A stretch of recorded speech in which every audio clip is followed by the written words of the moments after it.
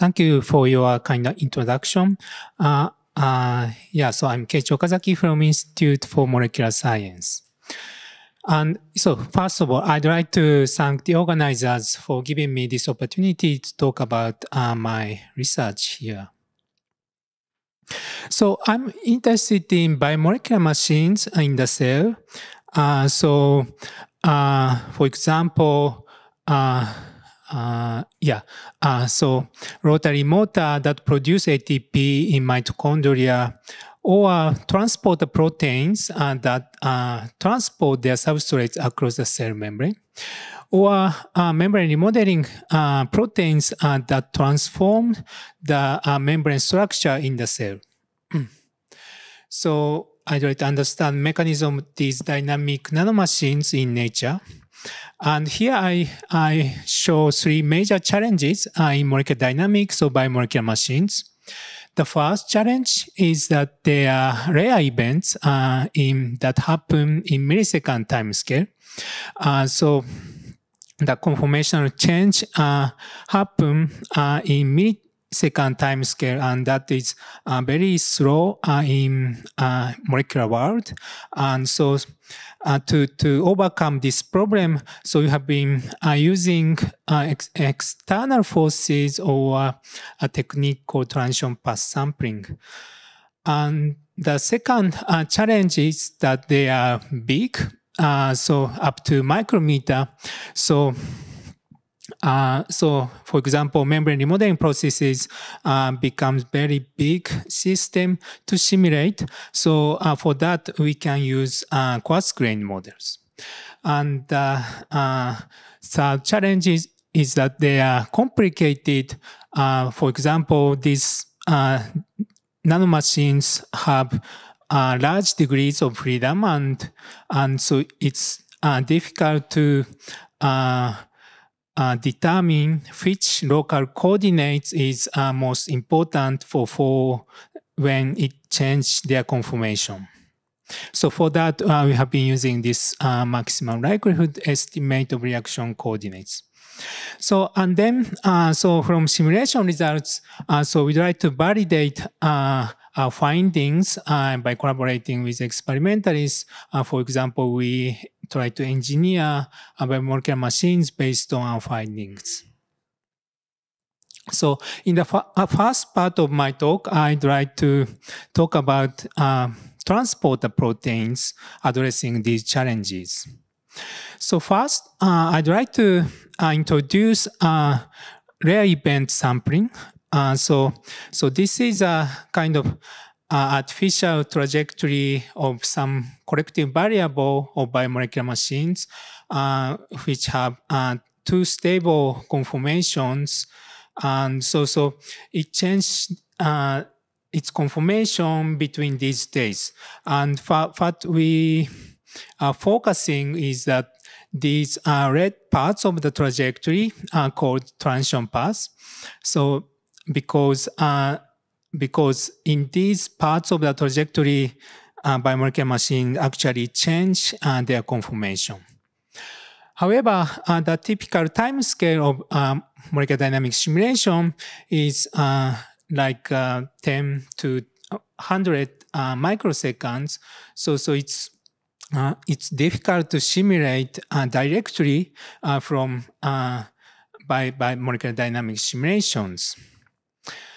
And so as we had from the panel discussion earlier, so maybe the special machine for MD simulation called Anton may help to improve this situation, but it's still computationally costly. So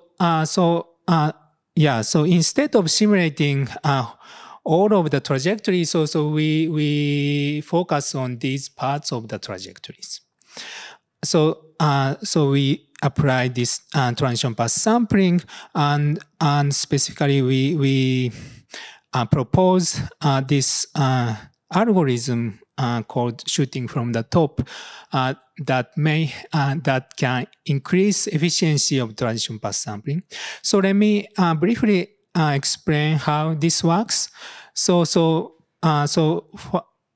we try to sample the or simulate the transition paths shown in red here.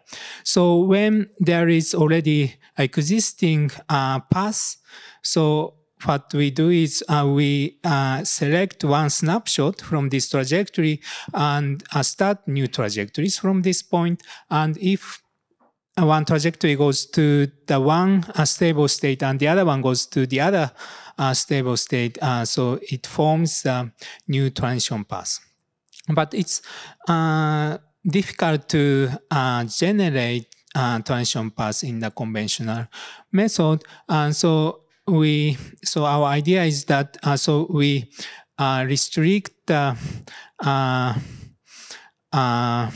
region to the top of the barrier and select the snapshots from this region and start new simulations from this point. So that which will increase the efficiency of generating transition paths. Okay, so however, so for this method to work, we have to know where is the top of the barrier or the transition state.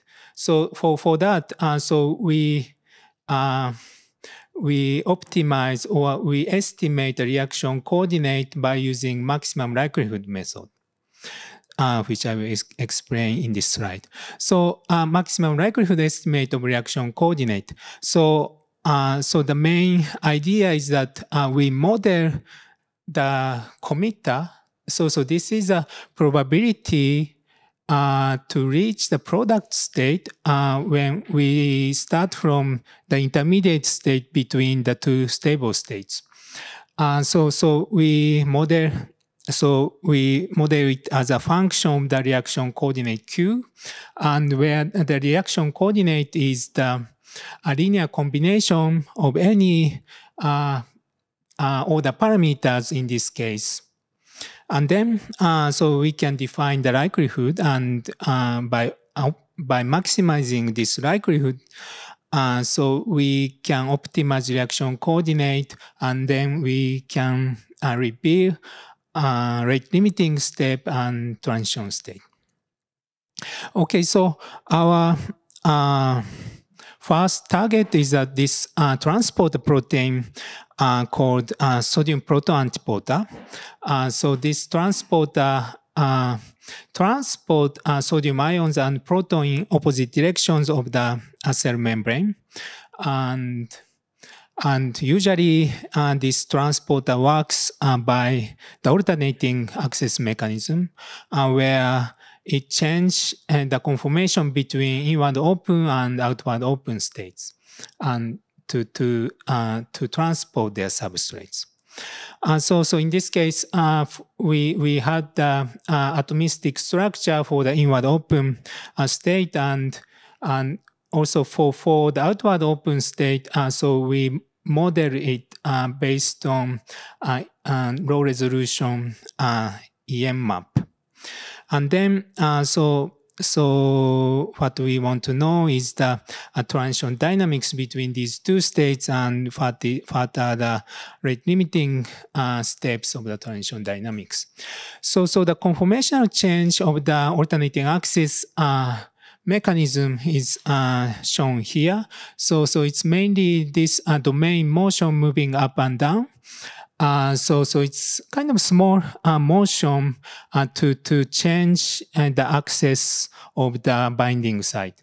So here is a typical transition path. So maybe it's really slow, but so this yellow sphere is the sodium ion in the binding site. So it's accessible from inside of the membrane at the beginning. But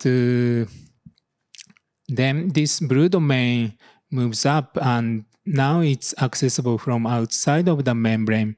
And after some time, it will be released to the outside of the membrane. So by analyzing these transition paths, so we found the hydrophobic gates that are located above and below the ion binding site. So these purple residues form outside gate, and these orange residues form inside gate. So these gates open and close coupled to the domain motion, and they control access of ions to the binding site. So by optimizing reaction coordinate, so we identified that the outside gate is actually the rate limiting step, and based on this finding, so we mutated this outside gate to both alanine. So in a way, we weaken the interaction of the outside gate, and then so we expect that the conformational change of the mutant happens faster than the wild type. So by measuring the ion transport speed, so it's actually, so for this mutant, that ion transport speed becomes faster than the wild type as we expected. And so it's actually twice faster than the wild type, and so we could make a faster transporter based on our findings from the simulations. Okay, so this is another work of the different transporter protein called oxalate transporter. And this is a collaboration with Professor Yamashita at Okazaki University. And so they solved the crystal structures of two conformations of this transporter, outward open and occluded. And so when we start the simulation for the occluded conformation, so we could identify the gate outside and inside gates as the previous case. So the most of the water molecules are blocked in these layers of the gates. And then so here I plotted the conformation we sampled in the MD simulations. So by using these gate distances, so the X is the outside gate and Y is the inside gate. So here you can see that these blue points, so in these blue points represent a trajectory that started from the occluded state to the outward open state. So actually we saw a transition in the normal MD simulation here, and we identify that this single side chain flip is responsible for the conformational change to the outward open state. So here is some movie. So it started from the occluded state, and after this sidechain flips, many water molecules flow into the binding site from the outside of the membrane. So, however, we are still missing the inward open conformation. So to predict this conformation, so we apply this Gaussian accelerated MD to boost the particular part of the interaction. So in this case, we boosted the inside gate interaction as shown here. And then we saw a trajectory that went to the inward open conformation, and actually this is actually open to the binding site is open to the inward side of the membrane. Yeah, so we also analyze which contact at the interface is important for the transition, but I will skip here. Okay, so in the second part of my talk, so I'd like to show the membrane remodeling simulations by using coarse-grained models. So up to here, we have been using all-atom models for MD simulations. However, there are some limitations in size and time scale. So we try to switch to a coarse-grained model here. So there are some reasonably accurate and transferable models for lipids, like Martini. And for proteins, so we can use structure-based model such as elastic network or Go model. And for protein-protein interaction, we can use physical-chemical model like physical-chemical model. Okay, so here is one example from the previous study of the F-bar protein PAXIN-1. By using all-atom models, so with only single PAXIN-1 and membrane, so the number of atoms, total number of atoms becomes 1 million, and so it's very big system. So we try to reduce the computational cost, and we use a coarse-grained Martini model.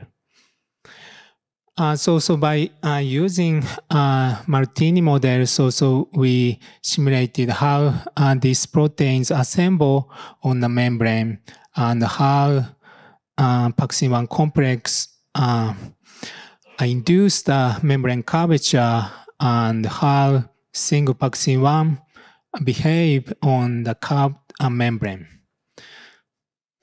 Okay, so lastly, I'd like to briefly show our very recent and very preliminary results of this system called Dynamine. So Dynamine is quite interesting machinery that induces membrane constriction and fission during the endocytosis process. So these Dynamine proteins assemble on the membrane tube, so during the endocytosis, and then using the GTP hydrolysis energy and the conformational change, it was believed that they constrict and finally cut the membrane. So, however, because this system is quite complicated and big, so we don't know much about how the molecular details of how this machinery works. So actually, this is a Dynamine complex structure constructed based on cryo-EM data. So you can see it's very complicated and very big. So what I can show you today is a very preliminary work, and so we try to set up the system of this system Dynamine with the membrane tube inside the complex. However, so with the all-atom model, it's about 5 million atoms, so it's too large for us to simulate, but so by using a Martini model, so we can reduce about tenfold actually. And so now we are simulating this system so at the particular nucleotide state, and then so I hope in near future. So we are currently working on how the GTP hydrolysis-driven conformational change lead to the membrane constriction and fission of the membrane. And so here is acknowledgement, and thank you for your attention.